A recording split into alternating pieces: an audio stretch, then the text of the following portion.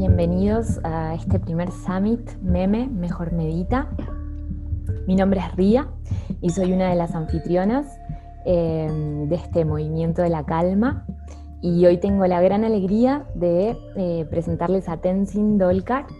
Ella es monja budista de la tradición Kelupa, que vivió en Dharamsala, India, desde el 2007. Y bueno, hoy tengo la alegría de poder realizarle una entrevista y compartirla con ustedes. Les cuento que yo tuve el gusto de conocerla en una de las enseñanzas del Dalai Lama, donde ella estaba oficiando de traductora de tibetano a castellano. Y bueno, Tenzin, bienvenida. ¿Cómo estás? Hola, buenos días y buenas noches allí, ¿no? Ya. Estoy muy bien, sí. Aquí medio confinada en el pueblo y con un poquito de frío esta mañana, pero muy bien.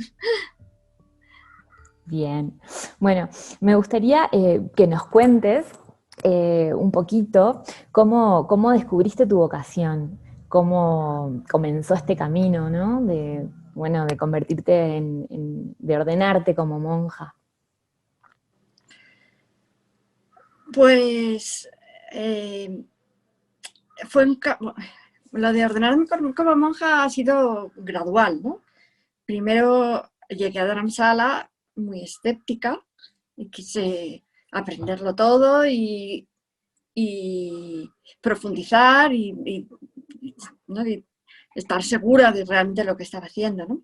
Como me dice mucha gente también que al principio les cuesta tomar votos, a mí también me costó al principio tomar votos. No, mi maestro se quedaba, le sorprendía mucho, ¿no? Porque decía, pero si no es para tanto lo de los votos. Y decía, ya, pero es que son para toda la vida y tal, ¿no? Pero vamos, esto empezó antes, ¿no? Cuando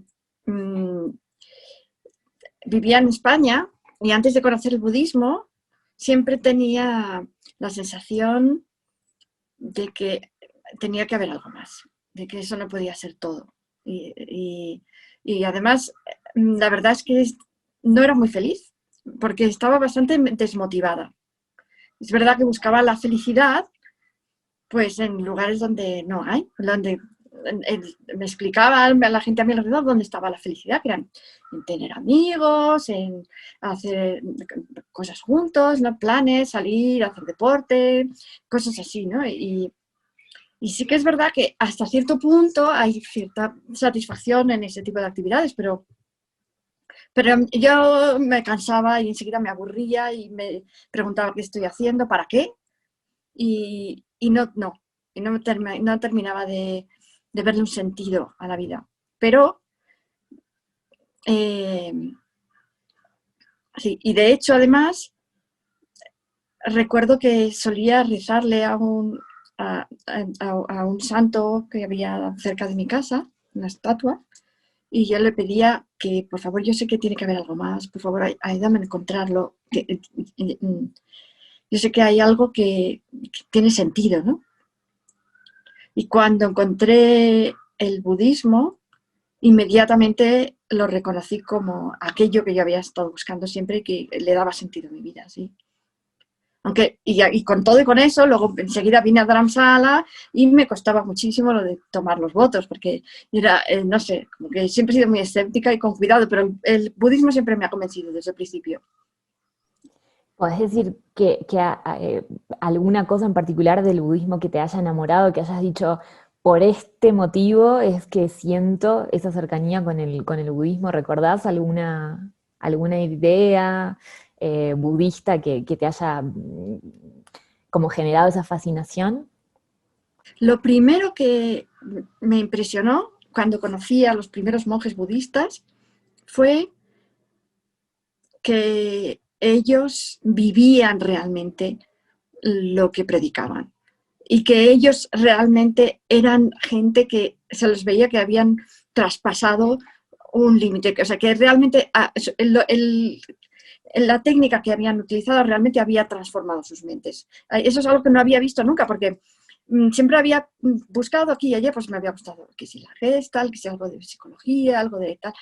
Y nunca había visto que los maestros fueran diferentes de mí, ¿no? O sea, yo veía que los maestros, o sea, a lo mejor eran más sabios, ¿no? Todo eso, pero yo a lo mejor terminábamos la clase y veía al profesor irse a fumar un pirillo, por ejemplo, que eso es algo como que yo lo veía como que era una necesidad, un apego, algo que, ¿no? Que una persona que realmente está superada, pues no haría eso, ¿no? O de repente oigo que se ha separado de su mujer, o cosas así, ¿no?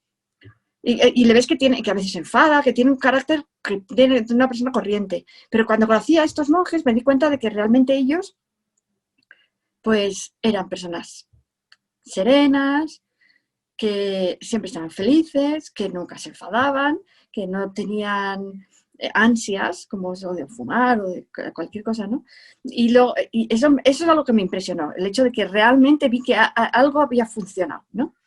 Y luego, otra cosa algo que me pareció precioso, es como que ellos mismos, con su propio carácter, con su propia forma de ser, me demostraban algo que yo había creído que no era posible, y era el abrirse 100% a los demás, el confiar y amar a los demás. Que, claro, yo siempre había pensado que eso era algo peligroso hasta cierto punto. Puedes tener relaciones con los demás, pero no puedes tener esa apertura, esa compasión que ellos tienen, ¿no? Porque, pues porque es peligroso, claro, porque las personas van a abusar de ti o por cualquier cosa. Pero cuando vi que ellos lo hacían y que les iba bien, eso para mí fue también algo muy importante. Qué lindo como la parte compasiva, pero realmente llevada a la práctica, ¿no? Sí, sí, sí. Qué lindo. Y como mujer occidental, ¿qué significó para vos adentrarte en un mundo tan distinto culturalmente como lo es el budismo tibetano y también como lo es la comunidad tibetana, ¿no? De Dharamsala, que es como otro mundo? Bueno, la verdad es que a mí no me ha afectado demasiado personalmente, porque yo he tenido bastante claro lo que he querido desde que vine. Siempre he tenido como una especie de fuerza tirando de mí hacia adelante y no me han puesto barreras. Pues se me ha permitido estudiar, se me ha permitido acceder a los maestros para hacer preguntas y nunca me han dicho, no, no, porque eres mujer. Es verdad que sí que se ve que el ambiente cultural aquí, social, es más machista que lo que tenemos en Occidente, ¿no? Por ejemplo, yo veo pues que solo tienen una... Bueno, ahora están poniendo una cuota también para ministras en el gobierno tibetano, pero sí, claro, pues ves que a las monjas, además, pues normalmente de manera tradicional no se les daba acceso a los estudios tal como a los monjes, sino que la mayoría de las monjas se pasaban su vida rezando y haciendo rituales, o incluso rezando para renacer como un hombre, ¿no? En el futuro. Aunque siempre ha habido también algunos grupos de monjas que se dedicaban a estudiar y se iban a las montañas a meditar, siempre ha habido eso también, ¿no? Pero bueno, el caso es que la oportunidad la tienes aquí también. Tanto si eres mujer como si eres hombre, aquí tienes la oportunidad de seguir los estudios y de seguir el camino. No, no te van a dejar de lado, y menos yo creo, no, y de hecho, iba a decir a los extranjeros, pero es verdad que ahora las tibetanas están sacando sus títulos de geses y están empezando a tener su propia voz, porque antes eran como más tímidas, pero ahora ya empiezas a ver que alguna empieza a debatir a los hombres con la misma chulería que los chicos, ¿no?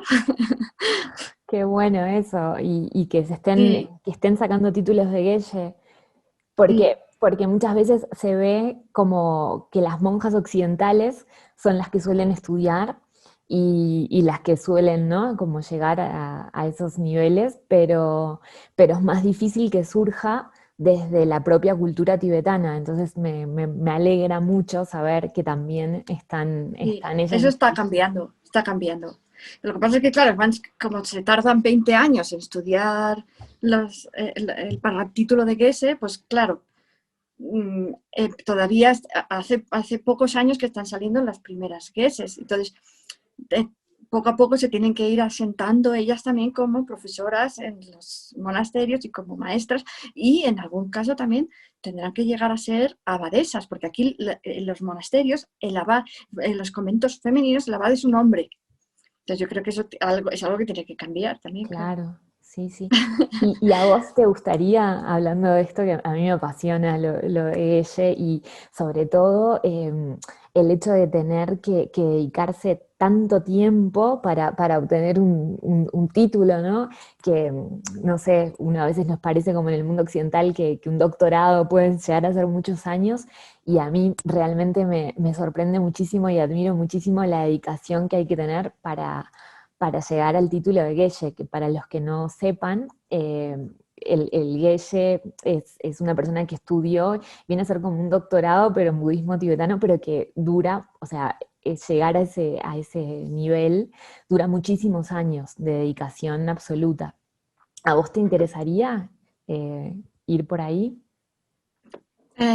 Bueno, yo estoy estudiando en la IBD, ¿no? Es que es esta escuela, el Instituto de Dialéctica Budista, pero soy oyente, no hago los exámenes. Y es porque realmente no puedo hacer todo, porque tengo este otro trabajo, que es ese intérprete de su santidad, que hago desde hace 8 o 9 años.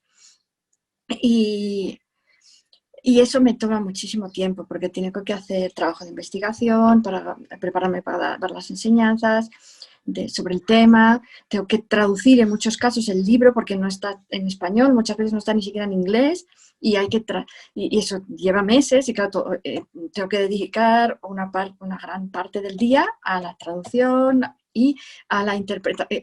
También para la interpretación me tengo que preparar porque no es fácil hacer interpretación simultánea del tibetano, es un idioma que además es muy diferente del español, las frases están construidas de una forma completamente distinta y todo eso dificulta mucho la interpretación. Entonces, no puedo hacer las dos cosas, pero bueno, pues yo trato de seguir las clases con mis compañeros de clase y cuando puedo ir a los debates y por lo menos trato de sacar el mayor aprendizaje que pueda, ¿no? Aunque no hago los exámenes, por lo tanto, al final no se me va a dar el título de Geshe. Claro, claro. Pero igual el hecho de todo lo que tenés que hacer para estar al tiro con las interpretaciones, cada vez que da una enseñanza, como decís vos, saber de qué se trata esa enseñanza, ir al libro, eso, o sea, es un montón de trabajo, es increíble hacer todo eso. Realmente me parece que tu trabajo es uno de los que más me gustan en el mundo. Me parece así apasionante, siempre me pareció eso, sobre todo estar en contacto con tanta sabiduría, ¿no? Poder estar tan cerca y poder estar escuchando todo el tiempo, es muy lindo, es una bendición. Y bueno, para los que no saben, ella es intérprete del Dalai Lama. ¿Cómo empezó eso? ¿Cómo llegaste a aprender tibetano también al punto de poder ser intérprete? Bueno, empecé a aprender tibetano nada más llegar aquí. Había aprendido un poquito con los monjes en España, que me enseñaban pues eso, algunas frasecillas y eso, ¿no? Que me divertía, pero una vez que llegué a Dharamsala, lo primero que hice fue ponerme a aprender tibetano porque mi maestro no hablaba inglés y entonces la única manera de comunicarme con él era a través de aprender tibetano y además él quería que yo fuera a sus clases. Y claro, sus clases eran en tibetano y yo no entendía nada. Era muy gracioso porque yo con mi ingenuidad yo pensaba que entendía palabras, entonces luego las anotaba, ¿no? En clase. Una palabra que como a mí me sonaba, ¿no? Esas palabras, sobre todo al principio las palabras que se dicen más, ¿no? Esto me suena porque lo dice mucho, no sé qué, y iba apuntando todo eso. Y luego cuando iba un tibetano a preguntarle, nadie sabía de lo que estaba hablando, porque a lo mejor había cogido la primera, no, la primera parte de la segunda palabra y la última parte de la primera palabra, y había hecho una especie de mezcla entre medias, claro, que no, como no sabía ni nada, pues luego nadie reconocía las palabras aquellas que yo iba pensando. ¿Y qué tan difícil es en sí aprender tibetano? ¿Qué tan difícil es el tibetano para un hablante del español, del castellano? Bueno, necesitas como para aprender cualquier idioma una buena motivación, porque si no lo dejas, ¿no? Por el camino. Yo creo que hablar así de una manera coloquial, de charlar un poco, no es difícil. Si la gente aprende rápido, además ahora cada vez hay más escuelas y mejores aquí para aprender, y hay mucha gente que aprende pues, a tener una conversación y eso rápido. Lo que es difícil es profundizar, porque parece que no se acaba nunca, es que yo lo veo infinito, ¿no? Es el tibetano. Y luego, aparte, no puedes adivinar las palabras porque no se parecen nada al español, no es como si estudias inglés, ¿no? Que de repente todas las que tienen raíz latina, pues las puedes entender así sin más, ¿no? Y en el tibetano no te pasa eso. Y luego hay otro problema que son los acentos. Y es que hay acentos muy cerrados porque el Tíbet, pues con tantas montañas y eso, pues a veces tiene lugares de difícil acceso y pueblos que están así muy aislados y claro, los acentos a veces son muy diferentes y, y tienen a veces también muchas palabras locales y a veces no se entienden entre ellos, ¿no? Muchas veces. Y luego tienen otra cosa que es que son los idiomas asiáticos, yo creo que en general, porque lo que me cuentan mis amigos chinos y eso, es que no te lo explican todo, como te lo explican todo, en español lo explicamos todo, porque los verbos tienen la persona, tienen el número, todo está bien, no dejan nada a la duda, ¿no? Los idiomas asiáticos yo creo que son más ambiguos y el tibetano es muy ambiguo, es un idioma en el cual hay la misma, una palabra muy, muy, muy parecida puede significar muchísimas cosas, incluso opuestas. Dos palabras que se parecen muchísimo tienen sentidos opuestos, que es curioso, que eso no pasará mucho. Y luego claro, también a cuestión de oído te tienes que acostumbrar a otros sonidos también. No, Pero bueno, pues, si lo que quieres es aprender a poder charlar con amigos o incluso a empezar a ver, a leer Dharma y todo eso, no es tan difícil. Lo difícil, ya digo, es profundizar.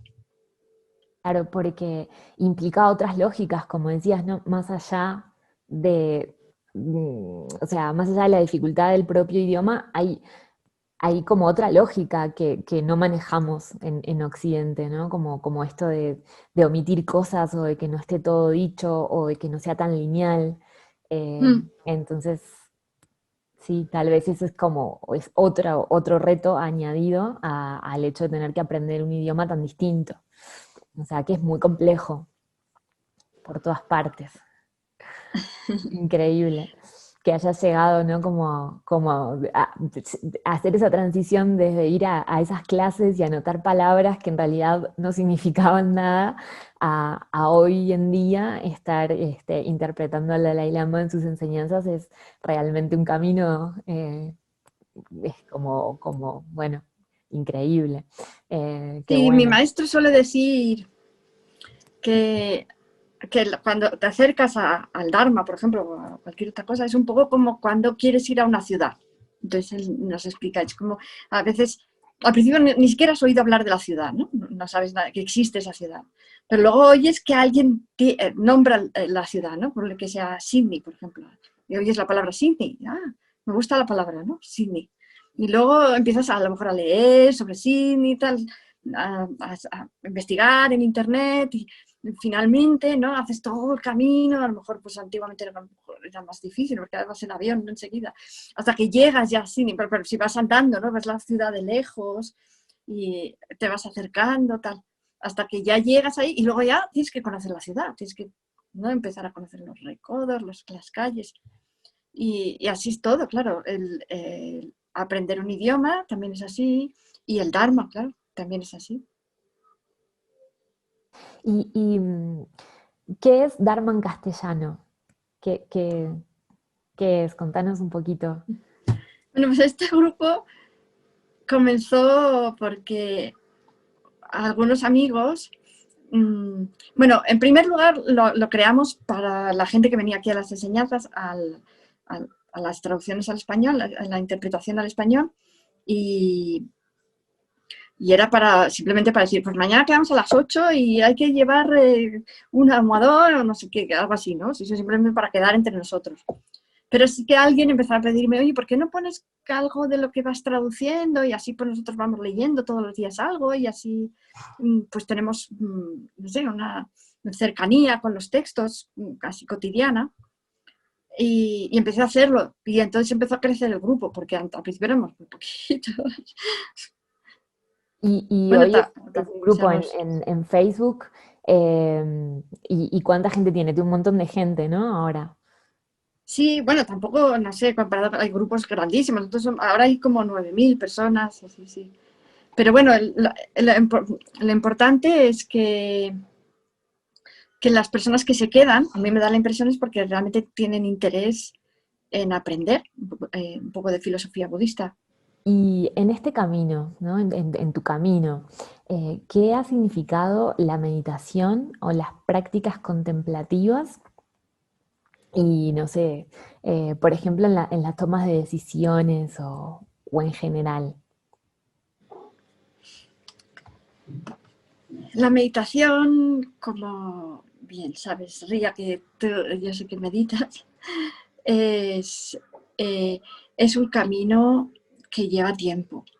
Eh, es algo que hay que hacer todos los días, hay que ser muy constante y mm, que se tarda mucho, ¿no? en ver avances. Sobre todo, pero claro, si miras hacia atrás, hacia hace varios años, pues te das cuenta de que has avanzado, ¿no? O sea, sobre todo, sabes que en el budismo, pues las meditaciones principales son sobre la compasión, la bodhicitta, la vacuidad, y, y su santidad el Dalai Lama siempre nos dice, yo llevo meditando en la vacuidad 60 o 70 años.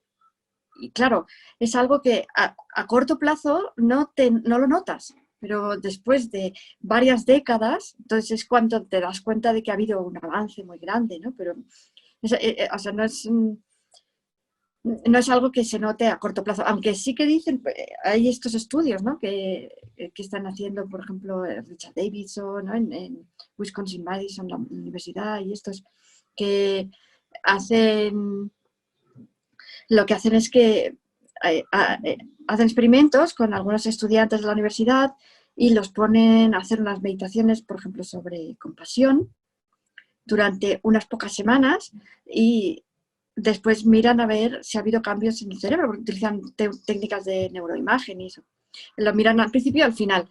Y se ve, por lo visto, se ven bastantes cambios en unas pocas semanas nada más. Pero sí que dicen que los cambios importantes los ven en los meditadores que llevan 10.000 horas, ¿no? Eso es lo de las famosas 10.000 horas.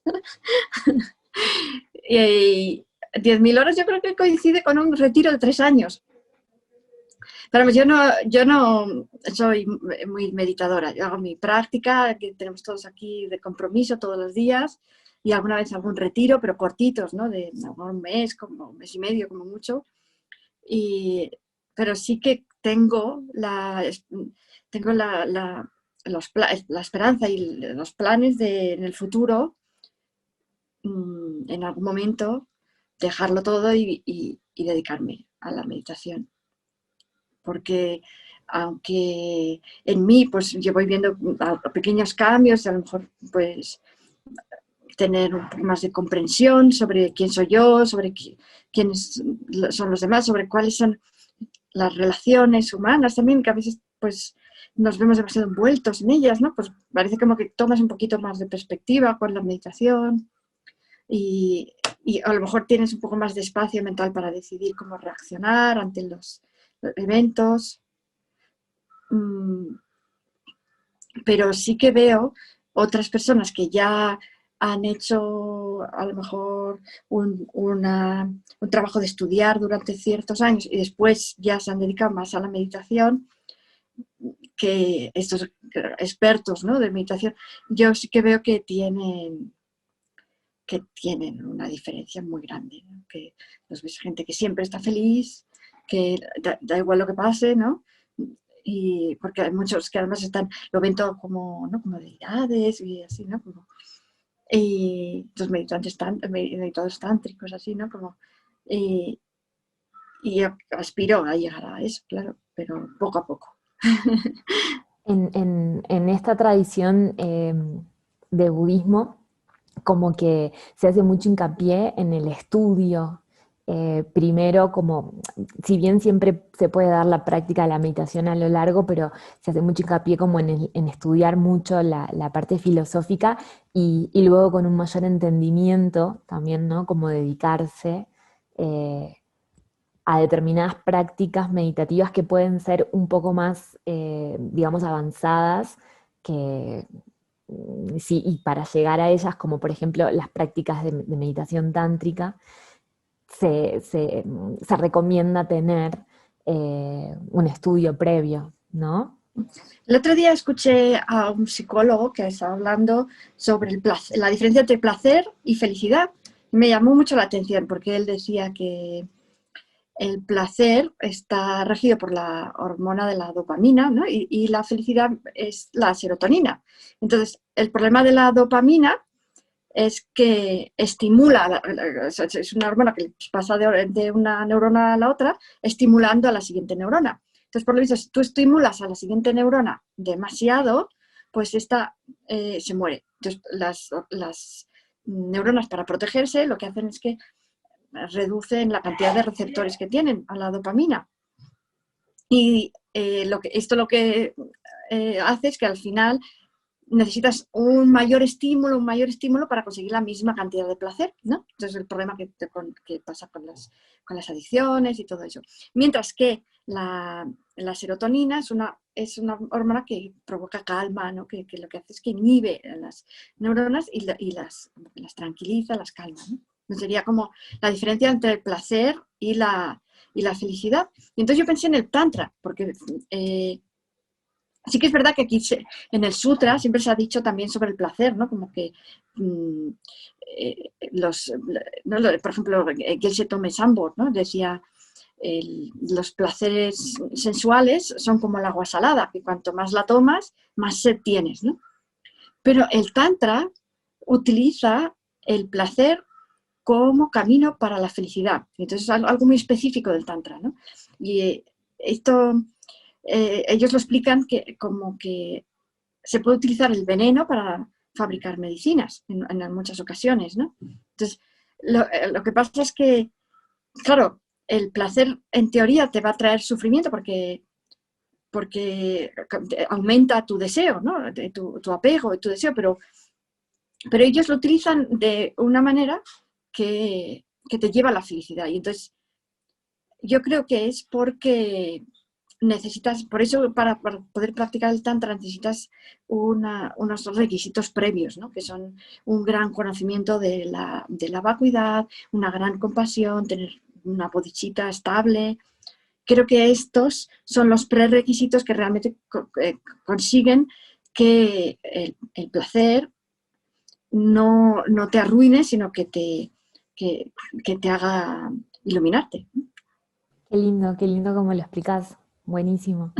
Claro, sí, está bueno eso que viste de la dopamina y la serotonina. Claro, hay que tener una mente que esté estable y, ¿no? Y con una bodichita que sea capaz de poder, sí, utilizarla utilizar esa dopamina, utilizar el placer en el propio beneficio y, y no Claro, permitir habría que que... ver cómo funciona el cerebro de un practicante tántrico. Yo no sé si a nivel hormonal, por ejemplo, ¿no? Pero claro, la vacuidad, la visión de la vacuidad lo que hace es que te quita deseo. Entonces, al no tener deseo, supongo que el mecanismo del placer funciona de otra manera. Claro, sí, habría que ver, es súper interesante pensar, ¿no? ¿Qué te genera placer cuando ya no está ese deseo? Sí, cómo se genera, ¿no? Y cuando hay realmente cuando se puede ver la vacuidad, ¿no? Eso ya es otro nivel, pero cuando se llega como a la apreciación de la vacuidad, bueno, entonces ¿en qué se transforma el placer? Seguramente el placer se transforma en algo que no tenemos ni idea hoy por hoy, ¿no? O sea, que se convierte en algo completamente diferente o se entiende, se vive desde un lugar completamente diferente. Pero bueno, lindo llegar a ese punto Claro, en un entonces por eso momento. los Gelupa yo creo que tienen esa tradición, tenemos esa tradición de estudiar mucho al principio, porque para comprender la vacuidad necesitas estudiar, hay que estudiar y hay que mm, zambullirse en los textos y tratar de profundizar, y además tienes que transformar también tu mente para que sea más lógica, para que sea más, para tener los 3 tipos de inteligencia de los que habla su santidad, ¿no? Una inteligencia más clara, más profunda y más rápida, ¿no? Entonces, necesitas también transformarte tú en el tipo de persona que comprende la vacuidad, ¿no? Entonces, hay un entrenamiento, claro. Claro, Y ese entrenamiento es, a lo mejor un 80% estudiar y un 20% acumular méritos. Y por supuesto siempre tienes que practicar, o sea, hay que ponerle ahí un porcentaje también para la práctica meditativa, porque siempre tienes que ir acompañando un poco con eso, ¿no? sí, como acompasando. Súper. Sí. ¿Qué le recomendarías a una persona que está interesada como en empezar el camino del autodescubrimiento o por ahí se ha tenido algún acercamiento al budismo tibetano y por ahí está interesada en profundizar? eh, ¿Qué les podrías recomendar a estas personas? Bueno, en primer lugar, me dicen que esa es una cuestión también de tus méritos, ¿no? De la familiarización que tengas. Es verdad que, como hablábamos antes de Sydney, ¿no? Creo que si has oído hablar de Sydney, en el sentido de que si has oído hablar del Dharma y te interesa, no lo dejes de lado porque es digamos, la única luz que hay en la oscuridad en la que vivimos. Desde mi punto de vista, claro, yo no puedo hablar porque a lo mejor hay otras personas que me dicen, no, pues esto también es una luz o lo que sea, pero bueno, yo desde todo lo que he visto en mi vida, lo único que realmente pone luz en nuestra oscuridad es el Dharma. Entonces, todo el esfuerzo que puedas hacer para acercarte al Dharma va a ser, va a ser va a tener increíbles recompensas. Y claro, no solo para esta vida, sino también para próximas vidas. Yo no sé si las personas que nos escuchan aquí creen en la reencarnación, pero lo más importante es no dejarlo, nunca desanimarse ni abandonarlo. La idea es tener, ponerte un objetivo, que en nuestro caso sería ser budas, y no dejar nunca de andar hacia allá. No dejarte nunca desanimar por nada, porque tienes que tener la imagen de que estás andando por un camino y que en el camino va a haber obstáculos, que van a venir leones o lo que sea, ¿no? que va a haber muros, pero que tú tienes que seguir para adelante como sea. Y no dejarte distraer por los obstáculos, ¿no? Yo creo que esa es la idea. Entonces, y luego otro consejo que les daría es que se aseguren de que el camino por el que van es el bueno, porque claro, hay muchos centros falsos, muchos maestros falsos, enseñanzas falsas. Tienen que buscar una fuente genuina de Dharma y por ahí nunca vas a ir mal. Aunque parezca que a lo mejor temporalmente las cosas no te están yendo bien, si encuentras realmente una fuente genuina del Dharma y lo sigues, al final vas a ir avanzando. Sí que es verdad que a veces hay obstáculos, claro, y muchas veces surgen los obstáculos por precisamente andar por ese camino, ¿no? porque decimos que te maduran acciones negativas del pasado, justo ahora, pero sí, no hay que desanimarse y el camino tiene que ser el correcto, buscar bien, preguntar. Hombre, yo daría el consejo de que no se pierda ninguna de las enseñanzas de su santidad el Dalai Lama. Su santidad el Dalai Lama es un maestro hiper reconocido y genuino y es una maravilla. Y todo lo que dice es, se puede meditar sobre ello durante mucho tiempo, aunque a lo mejor al principio no nos lo parezca, ¿no? Tiene una profundidad increíble todo su discurso.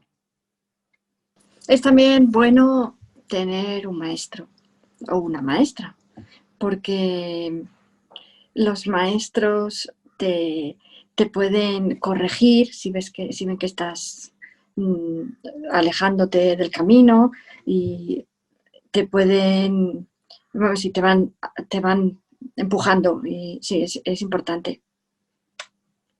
Sí, a veces bueno, como saber que se necesita un maestro y a mí algo que me gusta mucho es como pedirlo, ¿no? A veces uno simplemente tiene que eh, pedir, como vos decías también, el tema de los méritos, ¿no? Tiene mucho que ver con eso y bueno, quiero ir por tal lugar, necesito una guía y bueno, y también y así aparecen, o por lo menos a mí me ha pasado que pidiendo y teniendo la certeza de que eso es lo que necesito para seguir mi camino, aparece. Entonces, bueno, simplemente Y comenzar. a veces además no hace falta que tener relación directa con el maestro, porque yo creo que, por ejemplo, con su santidad el Dalai Lama, si ves sus enseñanzas y luego tienes fe en él y le pides, por favor, maestro, inspírame para que yo pueda avanzar con mi meditación y estas cosas, yo creo que él puedes recibir sus bendiciones a distancia, ¿no? También, porque él tiene mucho poder, ¿no? Como maestro, ¿sí? Claro. Sí, sí, no tiene por qué estar al lado nuestro, no tiene por qué estar en nuestra ciudad, o tenemos claro, sí, a veces aparecen de las formas más insólitas, ¿no? Estar atento también y bueno, y conectar con eso. Permitirse ser guiado, ¿no? También a veces nos tenemos que permitir eso eh, y pedirlo. Por eso digo pedirlo en el sentido de que permito, estoy abierta y sé que necesito guía, eh, que eso también es importante, eh, como mantener siempre la humildad eh, es súper importante. Y eso es algo que me gusta mucho de vos porque siempre te sentí muy cercana, como súper humilde, ¿no? En el camino del aprendizaje. Y eso es lo que me gustan de las personas que veo que están realmente involucradas en un camino espiritual de crecimiento, de autoconocimiento, de autosanación. Siempre tienen la característica de que son muy humildes y muy accesibles, que es también lo que vos decías de los maestros tibetanos que te habían inspirado, ¿no? Que cómo eran capaces de estar disponibles para todos. Eh, y eso me parece que es clave. Muchas veces cuando empezamos, este es un camino que muchas veces se da para muchos egos espirituales, también la espiritualidad mal entendida, y para mí algo clave que siempre trato de observar en, en las personas que están en el camino es eso, ¿no? Qué nivel de humildad, qué nivel de apertura tienen para con los otros. Así que bueno. Bueno, nosotros, como igual que tú y los que estamos en este camino, tratamos de luchar contra nuestras emociones nocivas, que son las que nos hacen infelices, ¿no? Y estas emociones nocivas incluyen pues el enfado, ¿no? La envidia, la competitividad y también uno sería el orgullo, ¿no? El orgullo malentendido, porque necesitamos un tipo de orgullo, un tipo de orgullo que es muy necesario, que es el orgullo que nos permite no abandonar el camino, que es el orgullo de saber que nosotros podemos hacerlo. Esto es muy importante tenerlo. Pero luego el otro orgullo, que es el de creerse mejor que los demás, pues claro, nosotros, por supuesto yo lo tengo, pero tratamos de luchar contra él, ¿no? Utilizando pues, antídotos. Total. Pero vamos, sí. Sí, claro, es como algo que siempre va a estar ahí, ¿no? Y hay que trabajarlo y se le da otro giro y otra vuelta y aparece desde otro lugar y bueno, y Sí, te sí, engaña además la mente y enseguida te total, dice, no, mira, mira qué humilde eres, y luego es al revés, ¿no? Es como... total. Es que es súper inteligente, es tan inteligente como vos. Yo siempre le digo a todo el mundo, ¿no? Es como tan inteligente como uno, o sea, te va a poder engañar porque sí, por eso hay que estar en la guardia siempre y observante y la contemplación. Por eso la importancia de la pausa y contemplarse, ¿no? Para no ser engañado por el propio ego. Pero bueno, Sí, bien. les hice a unos amigos un experimento que ellos no meditan ni nada, están en España, pero como estaban pues un poco aburridos con lo de el confinamiento y todo eso y estaban en casa, pues dijeron, ah, pues venga, vamos a hacer el experimento este que nos dice. Y les dije, bueno, ¿sabes que en España se come mucha tortilla de patata? Porque es, pues es casi el plato nacional, vamos, a la gente le encanta la tortilla de patata. Entonces yo les dije, vamos a probar y la verdad es que me pasé un poco con el tiempo, porque les dije 5 minutos, que eso para nada más empezar es dificilísimo, ¿no?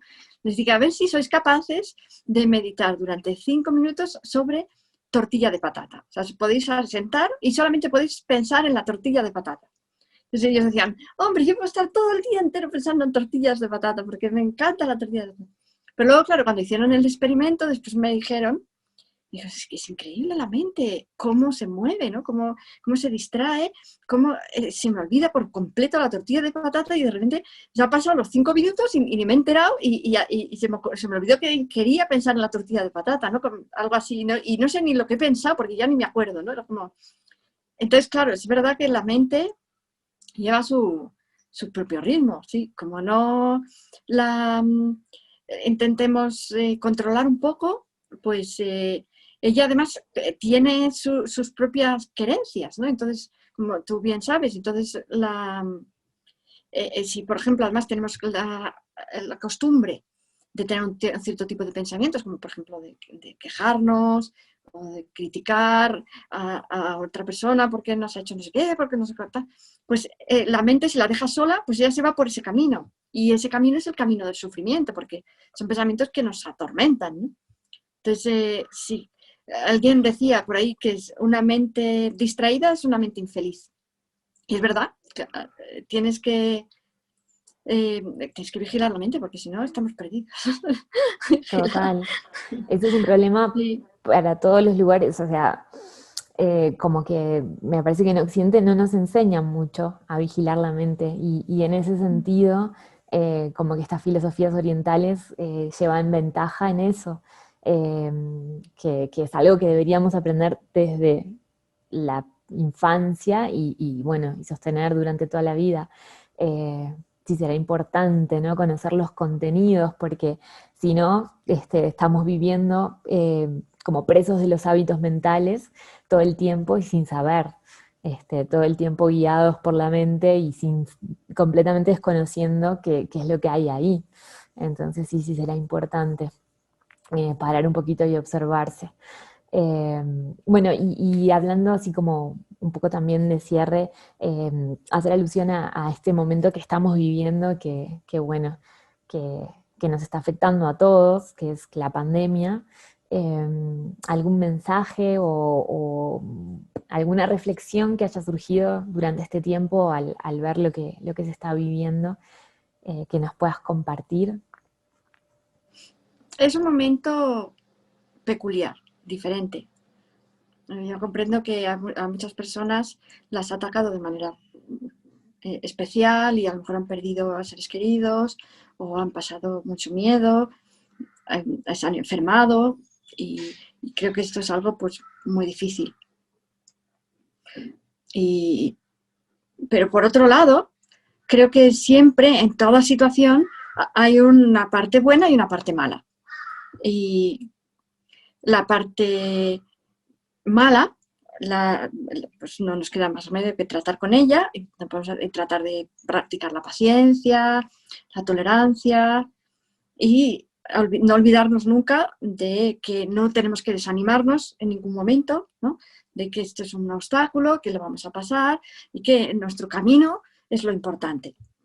Pero luego tenemos la parte positiva, que siempre se puede encontrar. Yo, por ejemplo, tengo más tiempo, claro, porque como casi no salgo de casa, no tenemos clases fuera, entonces el día es un poco más largo y lo puedo aprovechar más para mis traducciones, y eso es algo que pues es una ventaja, ¿no? Si tienes más tiempo, pues utilizarlo para, para todo esas cosas que siempre has querido hacer, ¿no? Y nunca has tenido tiempo.